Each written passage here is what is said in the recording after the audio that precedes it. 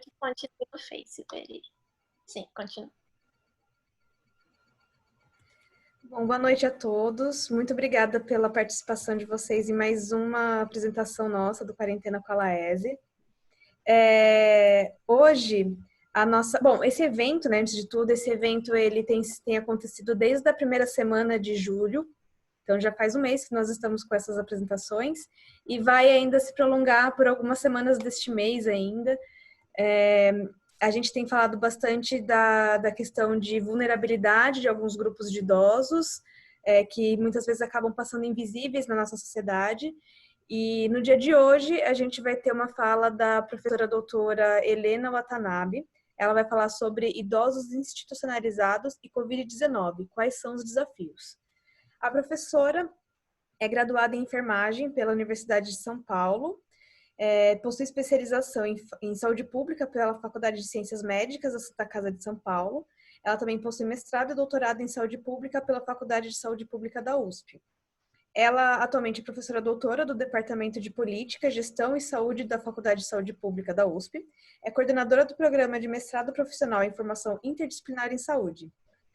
Ela também atua no programa Interunidades Fono, da Universidade Opa! Eu vou corrigir. Então, o Programa de Formação Interdisciplinar de Saúde é um mestrado interunidades da Universidade de São Paulo, da Faculdade de Odontologia, Escola de Enfermagem, Faculdade de Saúde Pública e Instituto de Psicologia. Tá? Esse é o programa que eu coordeno. Muito obrigada. Ela também é pesquisadora nas áreas de saúde e envelhecimento, promoção em saúde e cuidados de longa duração. E ela também é uma professora colaboradora da Laese. Muito obrigada pela sua disponibilidade, professora. Pode começar. Tá. Então, eu queria agradecer o convite de estar aqui com vocês, principalmente para a gente tratar de um assunto que é os idosos institucionalizados. Normalmente, eles já são invisíveis para a nossa sociedade, né? Dado que eles ficam lá guardadinhos dentro da instituição, geralmente circulam pouco, né? Muito pouco pela cidade, apesar de a gente dizer que a instituição, muitas delas são abertas ou semi-abertas, né? Isso o idoso pode entrar e sair quando ele quiser, dependendo das condições físicas e cognitivas dele, né? Mas eles sempre ficam muito fechados. A gente ainda tem também a questão do preconceito, né, contra a institucionalização dos idosos, né? Muitos de nós, dentro da nossa cultura, não temos esse costume, né, de institucionalizar os nossos idosos.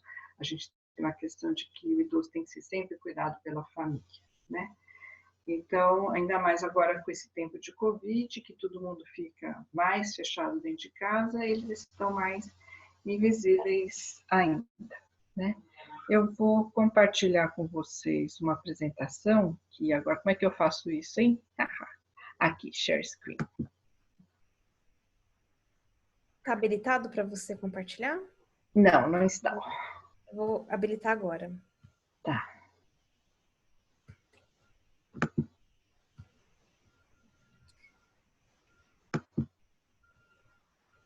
Agora foi? Acho que sim.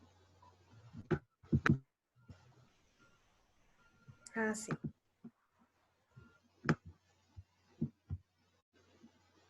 Deixa eu fazer uma apresentação aqui. Vocês estão vendo? Deixa eu só fechar aqui. Sim, aparecendo aqui. Então, tá bom. Então, vamos lá. Eu acho que eu queria só... a gente já conversou, lá no Laese, a gente já teve uma conversa, né? O que é uma instituição de longa permanência, mas só para a gente começar a conversa, elas são instituições governamentais e não governamentais, de caráter residencial, destinado a domicílio coletivo de pessoas com idade igual ou superior a 60 anos, com ou sem suporte familiar, em condição de liberdade, dignidade e cidadania. Essa é a definição dada pela resolução da diretoria colegiada da Agência Nacional de Vigilância Sanitária, 283 de 2005, né? Então, a gente tem que lembrar que a RDC é uma norma genérica, válida para todo o território nacional, então, desde o norte até o sul do país, de leste a oeste. Então, ele tem que ser sempre uma normatização abrangente, né? O cuidado institucional, ele tem sempre que envolver a atenção integral e contínua a pessoas idosas que moram nessas instituições, né? A gente está vivendo muito mais no nosso país agora e por conta disso, e o problema também é que temos envelhecido, infelizmente, ainda num contexto de pobreza, né, e de dificuldade de controle dos problemas crônicos de saúde, né? E dificuldade também de acesso a alguns serviços, tá? Então a gente está envelhecendo com incapacidade, não todos, isso a gente deve te ressaltar, mas a gente ainda tem idosos com incapacidade funcional e dependência, né? E por isso eles vão precisar de cuidados de longa duração, que podem ser dados nos seus domicílios, né? Pode ser dados também em centros-dia, por exemplo, e nas instituições de longa permanência para idosos. Infelizmente, na nossa realidade, o equipamento que a gente tem mais disponível para a população idosa é a ELPI, né? A gente ainda tem poucos serviços de cuidados intermediários como centro-dia. Então, hoje, né, os cuidados de longa duração que são oferecidos pelo Estado estão centrados principalmente no cuidado institucional, né, voltado ao abrigamento de idosos pobres, né, que é o que o Estado acaba atendendo, né.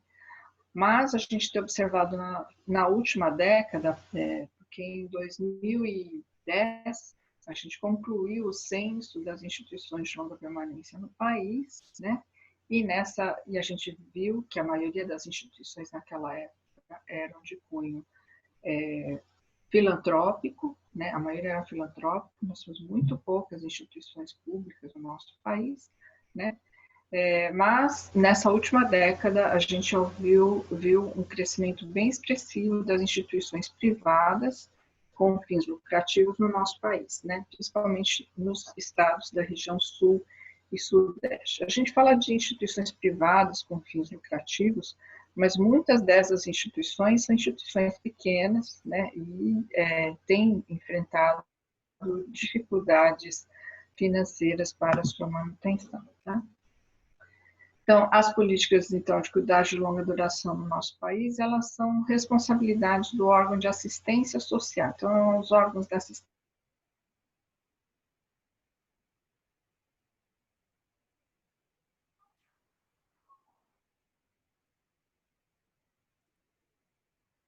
Helena? Será que ela saiu?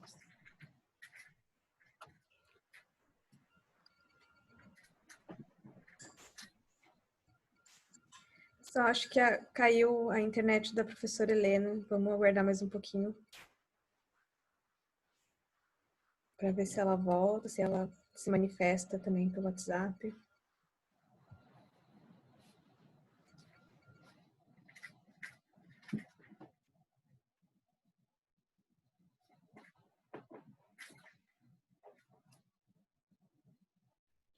Não tem problema, agora dá certo.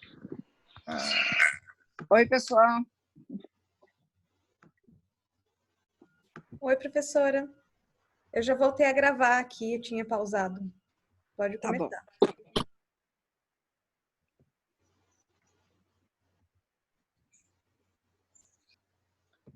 Então, a gente tem algumas legislações que trazem a 73 de 2001, vai estabelecer a norma de funcionamento do serviço. A gente tem a RDC da Anvisa, que eu já falei para vocês antes. Ela estabelece o padrão mínimo de funcionamento das instituições de longa permanência. Faltou permanência. Para idosos em todo o país, né? Aqui no estado de São Paulo, especificamente, a gente tem uma resolução que é anterior à RDC, mas que ainda vigora aqui em São Paulo, é a resolução 23, de setembro de 2001, que define e classifica as instituições geriátricas no âmbito do Estado de São Paulo. Essa resolução, ela divide as nossas instituições entre clínicas geriátricas, que tem a questão da saúde como uma das coisas importantes na prestação dos cuidados, e as ILPIs, onde o cuidado com a saúde não é o primordial do serviço, tá? Na cidade de São Paulo, a gente tem a portaria 46 da Secretaria Municipal de Assistência Social, porque, como eu falei para vocês, as ILPIs e as políticas de cuidados de longa duração estão ligadas à assistência social, né? E essa resolução, ela dispõe sobre a tipificação da rede, né, socioassistencial do município de São Paulo e regula aí a regulação da parceria operada por meio de convênios, né? Porque os serviços aqui em São Paulo, públicos, eles são conveniados, tá? São municipais, mas eles são conveniados. E, por último, a resolução conjunta entre a Secretaria Municipal de Saúde e a Secretaria Municipal de Assistência e Desenvolvimento Social, número 1 de 2020, que é um protocolo preliminar de atuação conjunta entre a Secretaria Municipal de Assistência e Desenvolvimento Social e a Secretaria Municipal de Saúde, porque as nossas instituições aqui em São Paulo vão ser todas transformadas no que a gente chama de equipamentos sociossanitários, né? Então, que vai ter também profissionais de saúde. Aqui, a portaria do Ministério de Previdência e Assistência Social, ele é bem antigo, mas ele não foi revogado, né? E ele fala que vai atender prioritariamente aos idosos que não têm família, que estão em situação de vulnerabilidade, oferecendo serviços na área de assistência social, psicológica, médica, de fisioterapia, terapia ocupacional, de enfermagem, de odontologia e outras atividades específicas para esse segmento social.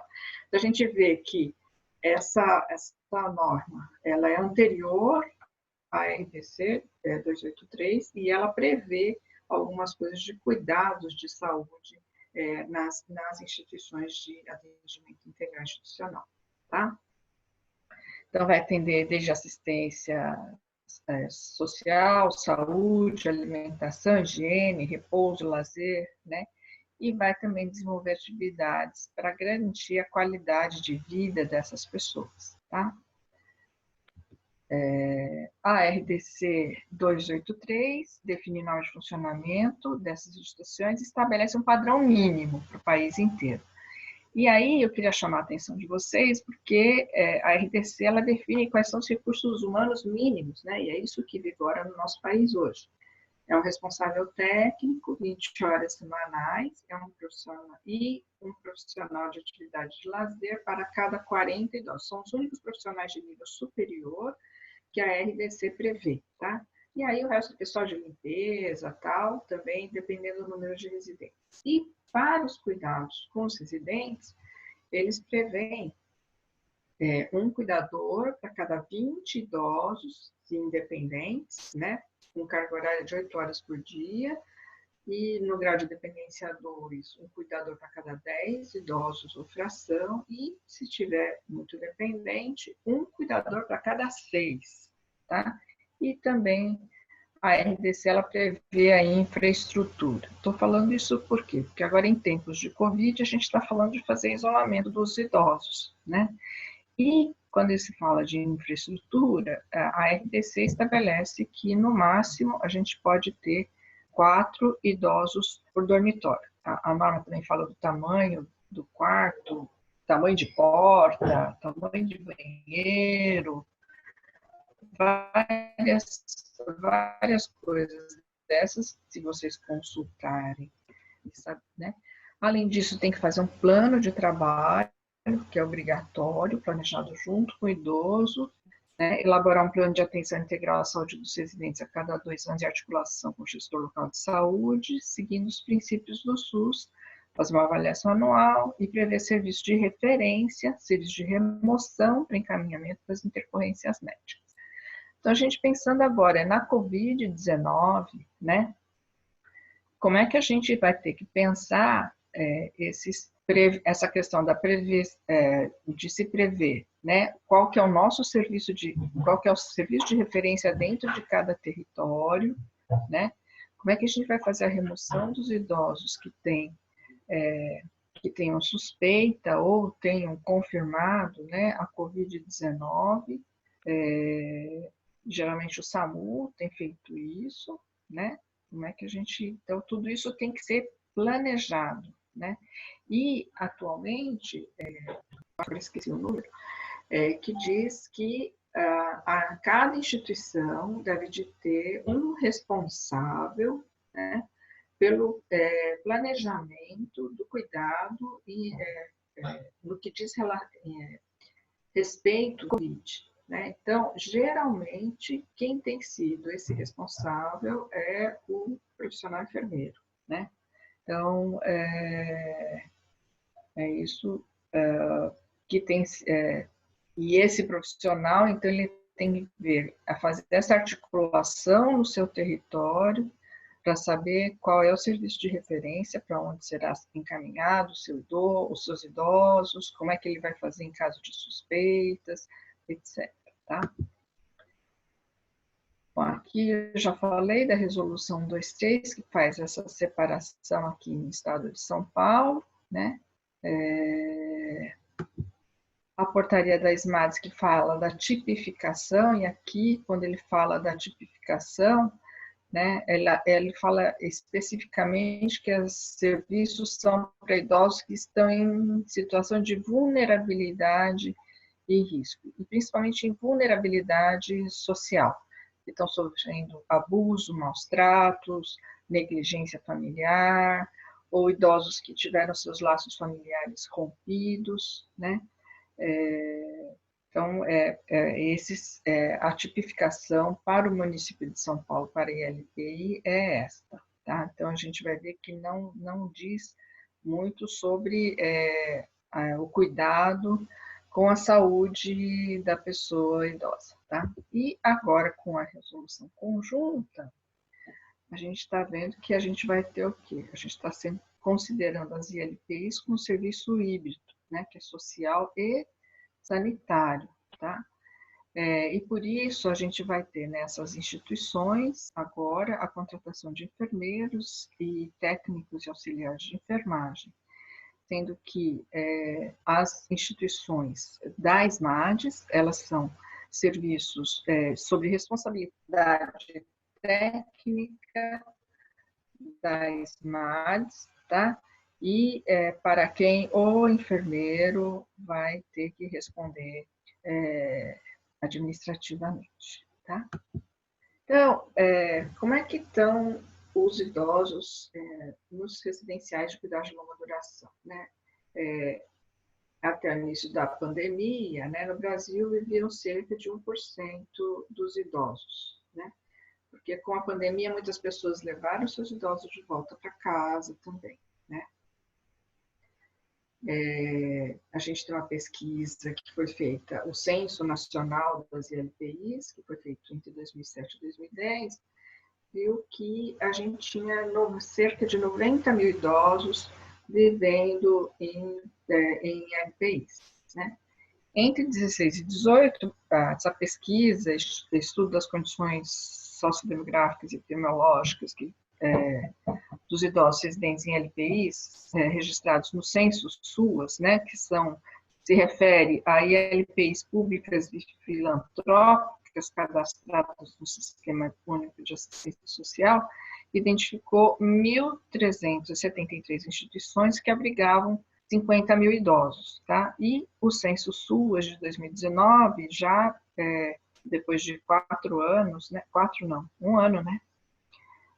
Verificou que a gente tem 1.669 instituições, né? 57, quase 58 mil vivendo em LPIs, sendo que quase 51% desses residentes são mulheres, né? Mais de 51%, 51, alguma coisa são mulheres, os restantes são homens, tá? 48%. Então, quando a gente está falando da Covid, né? a gente vê que hoje a gente já chegou aos 2 milhões, quase 3 milhões de casos, né? 94 mil óbitos, né? E só no dia de hoje a gente já teve 24 mil, quase 25 mil casos novos e 514 óbitos, né? Em março, isso é, no primeiro mês, né, desde a chegada do Covid no país, dados alarmantes vindos da Europa alertaram profissionais e pesquisadores sobre as altas taxas de letalidade em residenciais para idosos, né? A gente escreveu uma carta, né, um grito de alerta, por conta de que o que a gente estava observando nos países europeus, né? 32% dos óbitos entre os que viviam em care homes, desculpa, ficou faltando aqui, no Reino Unido, no Reino Unido, 72% dos óbitos que aconteceram em residenciais para idosos no Reino Unido foram por conta da doença, né? E em países como Canadá, Irlanda, Bélgica, França, Eslovênia, os óbitos de residentes nos residenciais representaram mais de 50% do total nacional de óbitos observados até o fim do mês de junho de 2020. Então, a gente vê o quê? Muitos idosos vivendo nessas instituições, né, eles são vítimas fatais da Covid, né?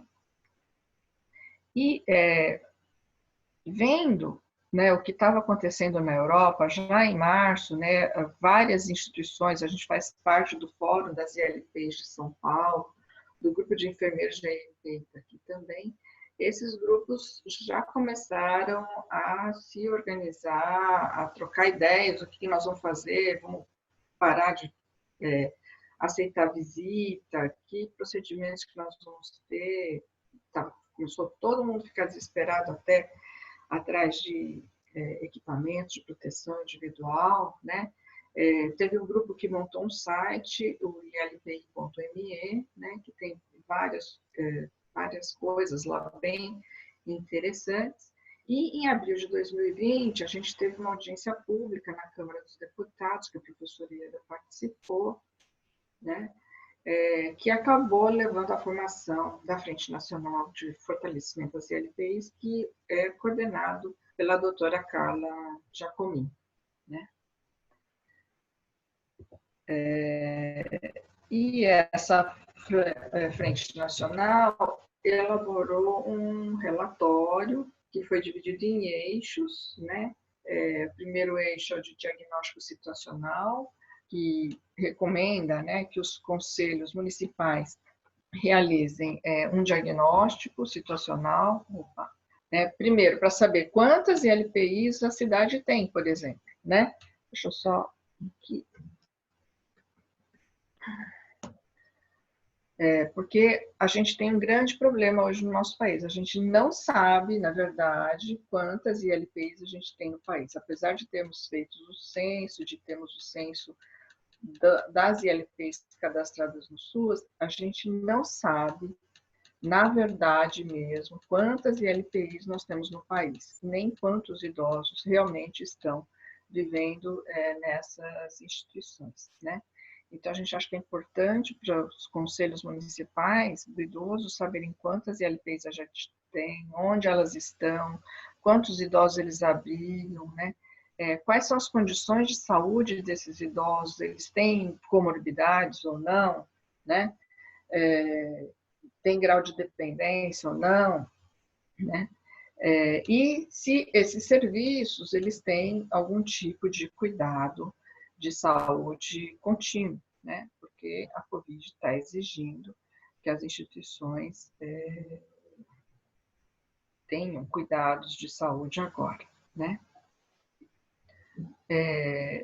Bom, aí tem vários eixos. Tem o eixo do contato com os familiares, o que a gente vai fazer com os familiares. É importante para o idoso manter o vínculo, né, em tempos de distanciamento social.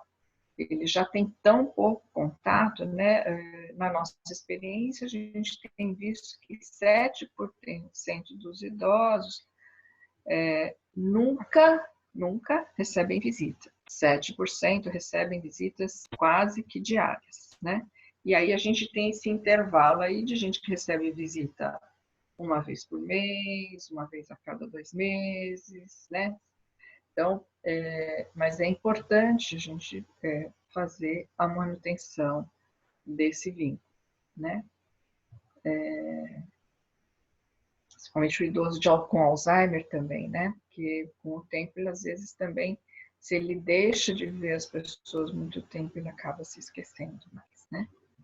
E é importante também a questão da informação, tanto para os idosos quanto para os familiares, para os idosos entenderem por que a família está deixando de vir, né?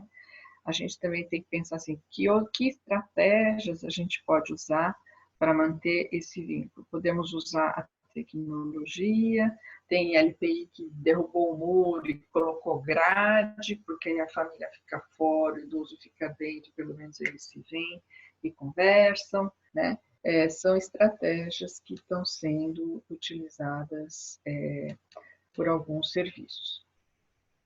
O eixo 3 diz respeito aos cuidados integrais aos idosos, né? Então, vai desde a questão da avaliação multidimensional de cada morador, né, que é feita por uma equipe multiprofissional, né, desde saber qual é o grau de dependência desses idosos, como é que eles estão, se eles têm sintomas ou não, né? Nesse eixo também eles fazem sugestão de algumas atividades para reduzir o impacto negativo do distanciamento, né? Esse documento ele está disponível na internet, né? Então, por grau de dependência também, que tipo de atividade que podemos fazer com eles, né?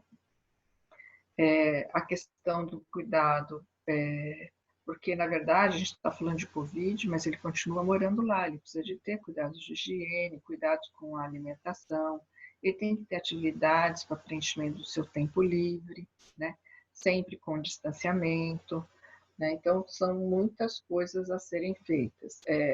Também a questão do uso, né, de equipamentos de proteção individual, para o idoso na ILPI, algumas coisas são muito próprias, né? Eu tenho a minha cadeira, a minha poltrona, o meu lugar onde tomar a refeição, só que agora com o distanciamento eu não posso mais sentar junto com não podemos sentar todos juntos, então tem que mudar o escalonamento do horário de refeição, por exemplo. Então, todas essas coisas também a gente tem que ajudar a pessoa idosa também a se adaptar a essa nova realidade, né?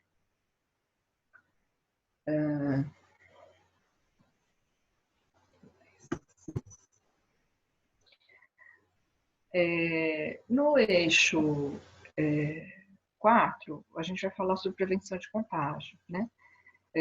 Tem que, a gente, enquanto gestor de cuidados, gestor da própria ILPI, a gente tem que estabelecer um procedimento de ação para controle da Covid na instituição, né? Então, assim, o que nós vamos fazer para prevenir o contágio, né?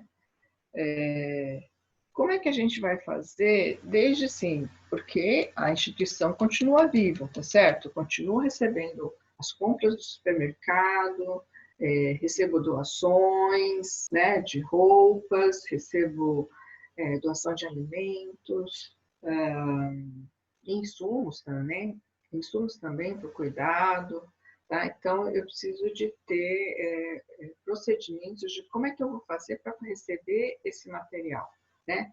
Então, como é que a gente vai fazer desinfecção de tudo que a gente recebe, né? A gente também tem que fazer uma orientação dos funcionários, né, sobre que cuidados que ele tem que ter antes de chegar na instituição, durante o dia, né, que ele está trabalhando lá, e após da ida ao trabalho, quando ele volta para casa, que cuidados que ele tem que tomar, tanto para ele não se infectar, né, como também para não trazer a infecção para dentro da instituição. Tá? O eixo 6, né, vai falar sobre isolamento de sintomáticos. Agora, como é que a gente vai fazer isolamento dos sintomáticos na instituição? Então, o profissional que está na instituição vai ter que avaliar muito a sua infraestrutura, né? Que ele tem espaço para fazer isolamento de sintomático, né? Tem algum quarto onde ele possa fazer esse isolamento, que ele tenha acesso a pia para lavar a mão, né? Que você pode deixar esse idoso ali separadinho do restante, né? Muitas vezes, nos grupos de LPI, foi discutido assim, ó, muitas vezes a gente não tem condições, porque você tem um quarto, geralmente o idoso está num quarto com mais 3, né? Nós vamos fazer esse isolamento de que forma? Muitas vezes os grupos consideravam que seria melhor, entendo um caso, né, a gente já conseguir uma referência de serviço hospitalar onde a gente pudesse encaminhar essa pessoa para o cuidado. Mas a questão é assim, depois ela também volta, né? Como é que a gente vai? Na volta para a ILPI, nós também vamos ter que fazer um isolamento de 14 dias para que ele possa conviver com os demais idosos, tá? A internação hospitalar, né? Como é que a gente vai fazer? Quando, né? Em que casos que esse idoso que está lá conosco, então digamos que a gente tem uma estrutura suficiente para a gente fazer o isolamento de sintomáticos, né? Aí depois, assim, em que casos eu vou ter que fazer a internação e a remoção dele para um serviço hospitalar, né? Então, quais são os critérios clínicos do caso suspeito ou confirmado, né, da ILPI, né? Quais são qual a gravidade que justifica essa transferência, né? E, se possível, a gente deveria de buscar buscar não, a gente deveria de verificar se o idoso já estabeleceu suas diretivas antecipadas de vontade, né? No caso dele agravar o quadro da Covid-19, tá?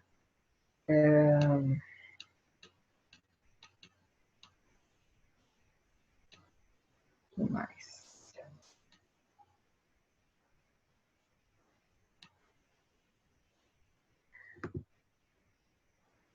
Se ocorrer um óbito na instituição, o que a gente vai fazer, né? Geralmente, as instituições, elas não têm, geralmente não, nunca, as geladeiras, eles não têm geladeira para guardar o corpo, tá certo? Geralmente eles têm alguma sala onde fica o corpo, aguardando, né, o serviço funerário para a remoção do corpo. No caso de óbito, né, de idoso na ILPI com suspeita de Covid, né, que cuidados que devem de ser tomados, né? Então, não é para manipular o corpo, né? Tem que comunicar os serviços de saúde, como o SAMU, se a gente tiver, tem que manter distância de pelo menos 2 metros dos familiares ou dos outros residentes, né? Manter o local do óbito apenas com pessoas essenciais para recolhimento desse corpo, né? Então, tem essas várias recomendações, né? Quais são os cuidados com o corpo, em relação ao atestado de óbito, a identificação do corpo, o serviço de transporte, né? E o serviço funerário, tá? Então, por exemplo, o corpo ele tem que ser envolvido em lençol, colocado em saco plástico impermeável, tem que desinfetar o segundo plástico com solução clorada, tem várias orientações que estão aqui nesse material que a frente produziu, que é riquíssimo, tá? O que mais?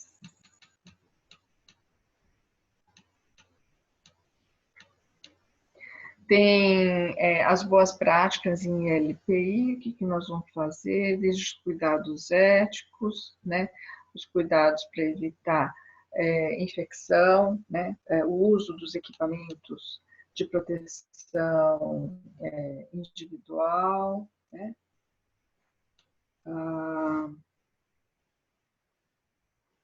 Aí vai falar sobre o envolvimento da comunidade institucional na redução e disseminação da Covid também, aí, né, como é que a gente vai fazer para evitar que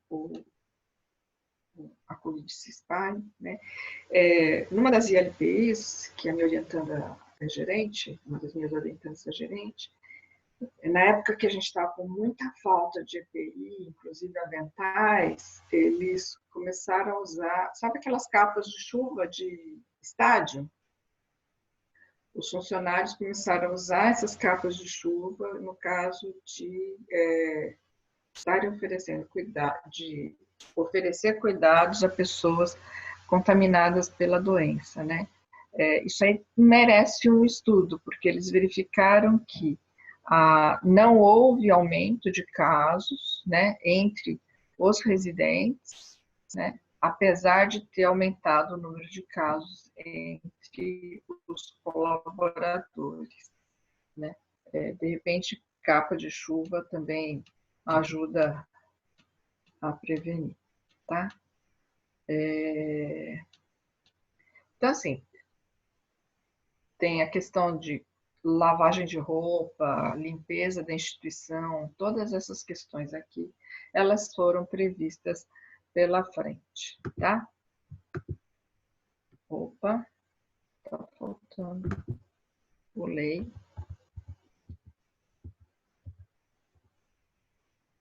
Ué, sumiu um slide. Mas eu queria dizer para você, nós fizemos uma pesquisa com as instituições de longa permanência de 11 estados. Agora eu não vou lembrar os dados. Mas a gente, principalmente foi em São Paulo e em Santa Catarina. A gente pegou 11 estados, 1.500 ILPIs, mais ou menos. Eu não lembro quantos idosos agora. Mas a gente verificou que a incidência da Covid foi de 6... Ai, agora vou ter que abrir o artigo.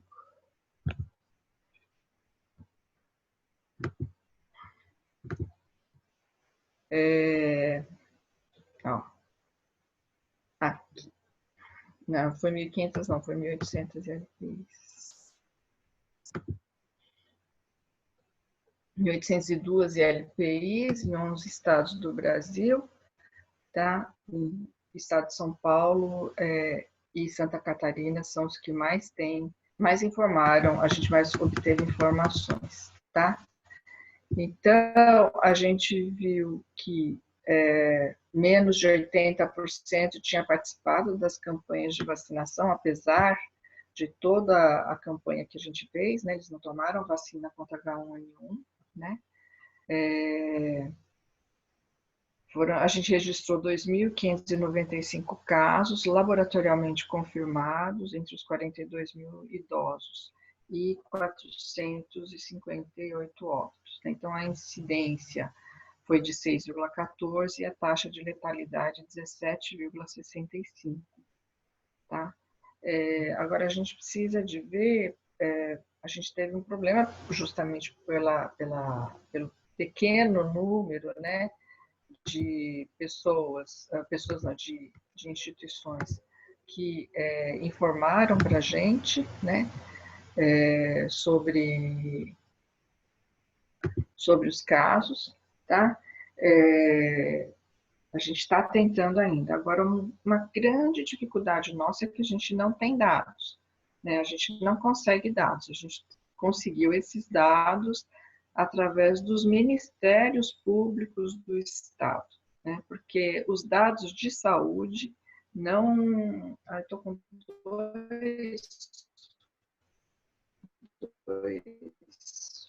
som aberto. Porque no Estado não tem dados separados para as ILPIs, né? Então, a gente não tem conseguido. a gente não colocou no artigo, mas a gente teve mais de 1.000 funcionários infectados nessas ILPIs, tá? Nas ILPIs pesquisadas. Então, eu acho que é isso, acho que assim, os nossos idosos, eles estão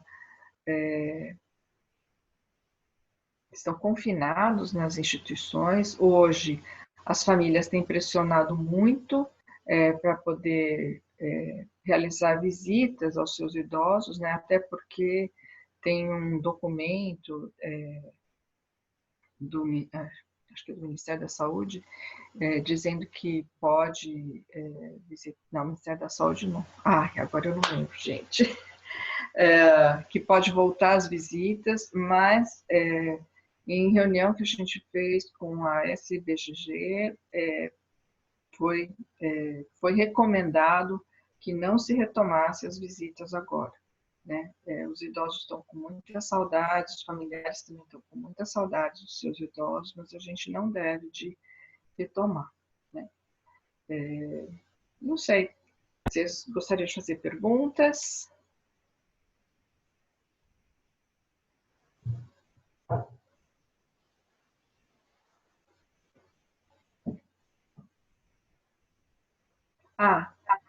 Ao mesmo tempo, eu queria falar para vocês, o Itaú está fazendo uma pesquisa grande em todo o país com as ILPIs, e a Pamela está participando também, Thaisa também, eu acho, mas essas instituições que vão ser pesquisadas, elas vão ser acompanhadas durante um tempo. Eles vão utilizar o questionário da Frente Nacional de Fortalecimento das ILPIs, né? E vão fazer um segmento das ILPIs, acompanhando o surgimento de casos, né? E essas ILPIs vão receber um monte de coisa, né? Equipamentos, tablet, computador também, um monte de coisa, tá? Professora, muito obrigada pela sua apresentação, pela sua disponibilidade, apesar de todas as adversidades da tecnologia agora, né? E às vezes, né? Então, mas eu achei estranho que hoje de manhã e agora à noite realmente foi difícil. Não, mas tudo bem, essas coisas acontecem mesmo. A gente está de quarentena há tanto tempo que a gente já está até acostumado com essas questões, né? Queria agradecer muito pela sua apresentação. Foi realmente uma aula não só sobre a questão do funcionamento das ILPIs em geral, assim, né, das políticas de organização, mas também sobre o funcionamento dessas ILPIs agora no momento da pandemia, né? Então foi realmente uma aula, assim, foi maravilhosa a sua apresentação. E muitas das colocações que a gente tinha pensado já em trazer para o final da sua apresentação já foram suprimidas aqui durante as suas colocações, né? Porque foi realmente uma apresentação excelente, assim. Eu queria saber se tem alguém aqui. Tem uma pergunta aqui da Joelita. Isso. Sobre os rituais de despedida. Uhum. Então, Joelita, geralmente nas instituições... Pergunta, por favor, para cá, porque tá. no Face. Tá. Os rituais de despedida estão ainda mais estreitos nas ILPIs durante a pandemia. O que a professora Helena poderia falar sobre isso? Então, na verdade, as instituições, geralmente, elas têm alguns rituais, né, de despedida do colega idoso que mora lá comigo há tantos anos, com quem a gente compartilhou tanta coisa, tanta vida, tanta atividade, né? Geralmente, tem instituições onde as pessoas vão lá, eles têm uma sala de velório, os idosos vão lá, visitam, e na hora que o corpo sai também, em algumas instituições, você tem esses rituais. Então, Joelita, atualmente, com essa história da Covid, eu não, nos casos de suspeita da doença, isso não é possível, né? Você tem que manter a distância, você tem que o próprio corpo, né, ele é embalado, né, em lençol e saco plástico. Tudo isso é muito, muito triste, né, muito difícil de a gente conseguir manter os rituais, tá? Pelo menos é isso que a gente tem visto, tá? Então, para as próprias famílias também tem sido muito difícil, né? Nós tivemos uma colega da faculdade que faleceu mês passado, não era Covid, ela havia falecido por câncer, e mesmo assim, só 2 pessoas da família poderiam acompanhar. E não podia ter velório, né? Então, só 2 pessoas puderam acompanhar o enterro. Então, são coisas muito tristes, mas as instituições, às vezes, eles fazem uma oração, alguma coisa assim, com alguns residentes, tá? Mais próximos. Eu queria fazer um comentário, professora Helena. Sim, Paula. Não quero ser negativa, nada disso, mas não consigo não falar sobre isso. Parece que a instituição de longa permanência é uma terra de ninguém, né? Ou terra de um dono só, que não consegue resolver as questões que deveriam ser cuidadas, né? As instituições, elas têm diversos problemas e, né, eu não trabalho numa instituição em si, mas conheço e sei de alguns problemas, né? Agora mesmo no projeto do Itaú, vendo de perto diversos problemas que as instituições estão tendo, né, neste momento, são diversas, né? Eles estão tendo que lidar com total rearranjo das equipes, com a diminuição dos funcionários que estão contaminados, de funcionários que estão afastados, grupo de risco. Que são grupo de risco, que foram contaminados, né, e precisam estar afastados. Eles estão tendo que lidar com toda a dinâmica da instituição por conta dos idosos contaminados, né? É pressão por todas as partes, né? Para os gestores, para as equipes. Eu acho que assim, e ainda, além de tudo, né, nas nossas instituições, primeiro, que assim, eu vou primeiro falar das filantrópicas, né? Elas recebem uma quantia irrisória por idoso por mês. É menos de R$100 por mês que eles recebem para o cuidado do idoso institucionalizado, né? Então, a gente está falando do financiamento do cuidado, né? Pela legislação, o idoso pode doar até 70% do seu benefício para a instituição, para o seu cuidado. Isso aí dá uns R$700, né? 600 e pouco, R$700. Também não dá. O custo de um idoso para uma ILPI é de R$3.800 mais ou menos por mês, né? Para a gente dar um cuidado decente, né? Pensa, não é só casa, comida e roupa lavada, tá certo? Agora também a gente está retomando, algumas instituições estão retomando a fisioterapia individual, que tinha sido suspensa também, né? Então, assim, algumas coisas, o dia a dia da ILPI tem que continuar. Os idosos têm que ainda comer 6 refeições por dia, que é o que a RDC prevê, tá certo? São 6 refeições por dia. Então, você tem que ter cozinheira para isso, auxiliar de cozinha para isso, gente para lavar louça. Lavanderia tem que continuar funcionando, né? Muitas instituições até conseguiram que alguns familiares levassem seus idosos, mas isso aí também diminui o número de pessoas que estão na instituição e necessitam de cuidados, mas essas ILPs, elas vivem muito de eventos. Feijoada beneficente, bingo, chá da tarde, jantar não sei o quê, festa do sorvete, festa, né? E eles não estão podendo fazer nenhuma dessas atividades porque junta pessoas. Então, assim, eles estão passando o chapéu em tudo qualquer lugar, né? Estão precisando de doação essas instituições. Eu estou falando das filantrópicas. Agora, as privadas, todo mundo acha que a privada está bem, porque ela é privada com fins lucrativos.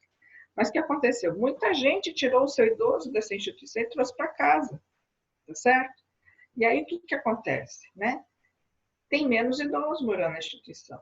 Só que os custos fixos continuam. Você continua tendo que pagar aluguel, a folha de pagamento também. Então, mesmo essas privadas, com fins lucrativos estão sofrendo hoje, né, para poderem se manter, né?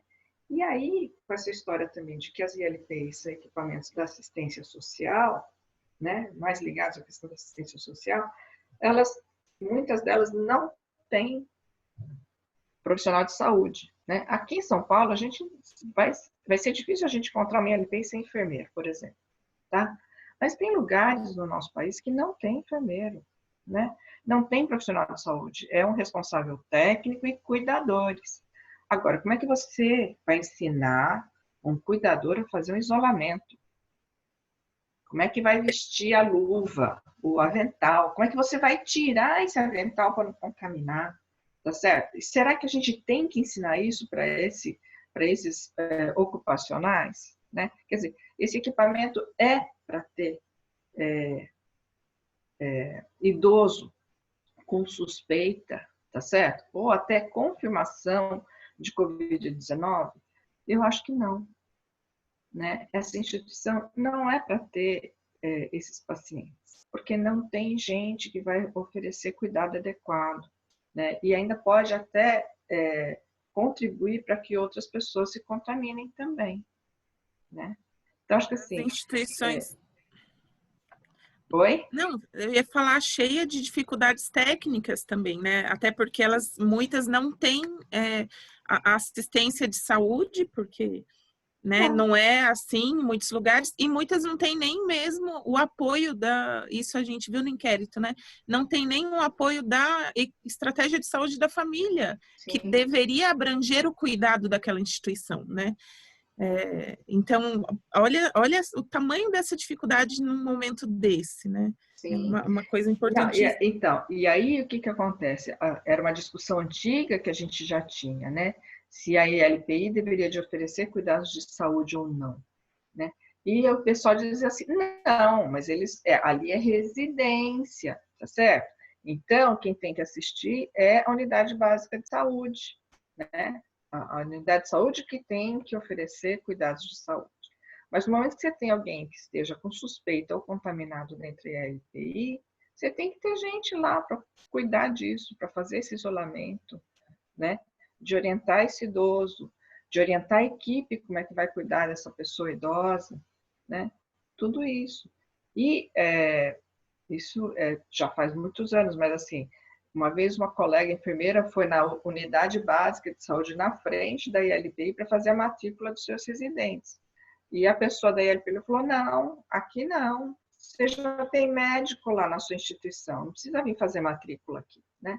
Mas esses idosos que moram nas ILPs, eles são cidadãos brasileiros, eles têm que ter cartão SUS, eles têm que ter matrícula na unidade básica de saúde, e a ILPI e a unidade tem que atender esses idosos que vivem nas ILPs também, né? Fico pensando o que é que seria, né, das instituições sem essas iniciativas que vêm, graças que vêm de tantos lugares que estão ajudando, estão sendo apoio financeiro, estão sendo apoio técnico, estão sendo fornecedores de equipamento e suprindo as instituições o que elas podem, né? Porque então, da onde deveria vir, não vem, não né? Como tem. Então, Pamela, isso ainda assim, se você pensar, as filantrópicas ainda estão conseguindo esse tipo de doação. As privadas com fins lucrativos, que são pequenas, que cobram uma mensalidade baixa, elas não estão conseguindo, elas não conseguem doação. O pessoal é difícil de doar máscara, né, álcool gel, a gente doa para as públicas e para as filantrópicas, né? Algumas delas, inclusive, recebem tanto que compartilham com outras, né?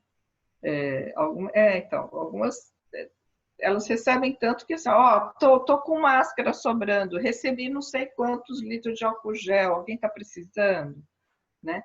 E, ao mesmo tempo, eles têm muita dificuldade de receber, às vezes, aquilo que, os EPIs, por exemplo. No começo, foi a maior dificuldade para as LPIs conseguirem EPIs. Primeiro, que estavam muito caras, preço proibitivo, né? E esses EPIs eram todos para os serviços de saúde, porque a ILPI é serviço da assistência social, então não precisa de EPI. Só que também, assim, não precisa de EPI, mas ó, o contaminado fica com você, tá? Se ele não tiver grave, fica com você. Se agravar, você vem para o serviço hospitalar. Quer dizer, é isso mesmo, é terra de quem, né? Enquanto a gente não tiver uma política sociossanitária, né, que preveja orçamento tanto da saúde quanto da assistência para esses equipamentos, realmente vão... a gente sempre vai... essa frente, né, essa questão do fortalecimento das ILPIs se impõe, né? Meninas, querem fazer alguma colocação? Bárbara, Letícia?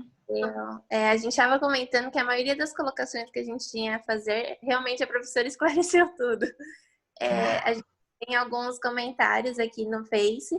A Leila de Castro parabenizou a apresentação. Ela disse, excelente esclarecimento ao funcionamento das ILPIs, obrigada. E a Maria Cristina Velar também comentou, dizendo que a situação das instituições de longa permanência filantrópicas e em alguns casos particulares foi mostrada com a pandemia.